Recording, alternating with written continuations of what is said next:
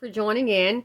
I received a request from Chandra Johnson, who asked me to do a video on this. I could not believe it. A young man, she said, was driving around with two bodies in the back of a pickup truck. So, from what we can tell, looks like BRYAN Rhoden, who's also a rapper. You can see here he has this tape that he released called Made It Out.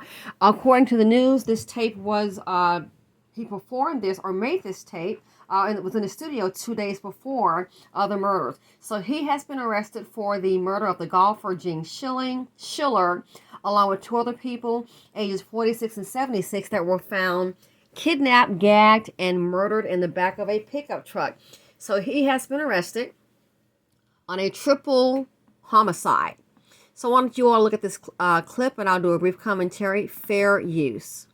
Past of a man accused of killing 3 people at a country club in NNESAW, including a well-known golf pro.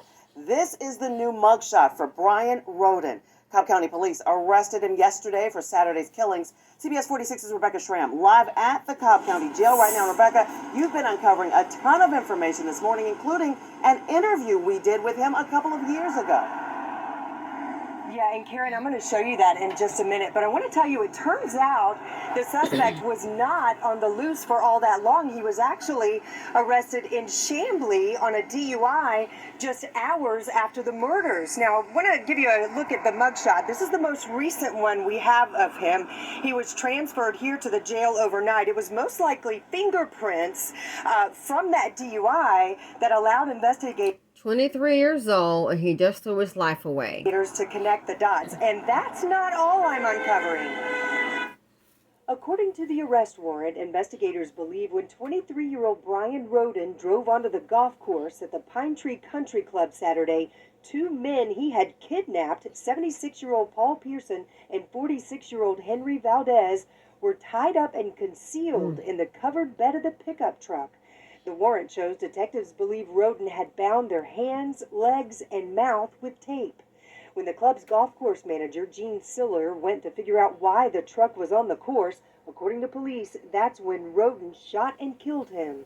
The warrant shows Rhoden also shot and killed the kidnapped men, although it's not clear whether that was before or after Schiller stumbled upon the crime scene.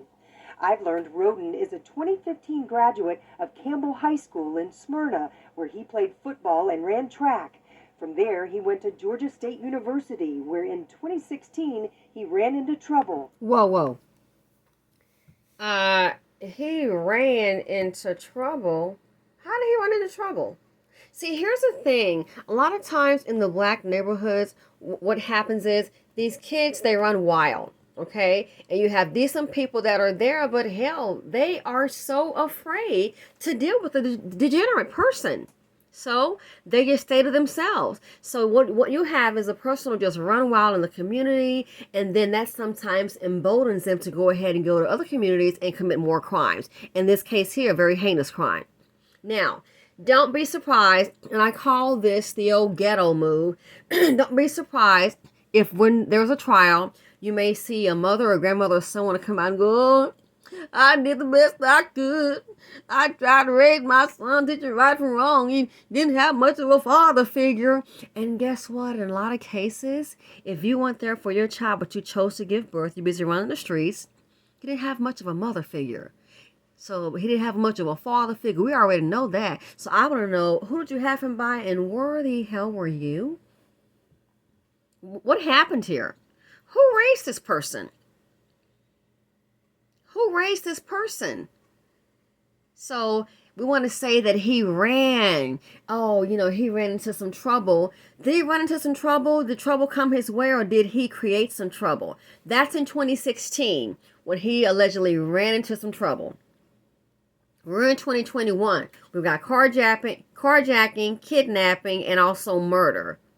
So did he run into trouble again? Make it make sense. But one thing we do know, he knows how to run to the studio. Check out your boy. Has a new tape out, and it's called Made It Out. Yeah, it's called Made It Out. Sorry about that. So I guess he made it out. But here's the thing. I think the next person we're going to hear about is going to be called Made It In. because he made it into the pen. That's where it's going to end up. That's where he is now, in jail. That'll be the next stop. And the sad thing is, out of all his hard work, do not be surprised if the families that he has, the ones that were murdered, don't be surprised if they file a wrongful death lawsuit. And in doing so, they will reap the benefits of all his hard work. So maybe the next video is going to be made it into the penitentiary. So here he says he made it out. Okay, good for you, but look where you landed up.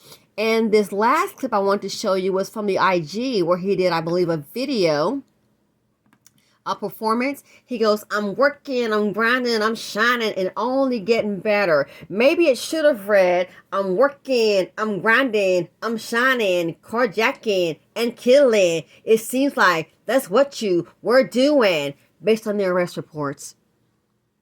It's so sad. The lives affected.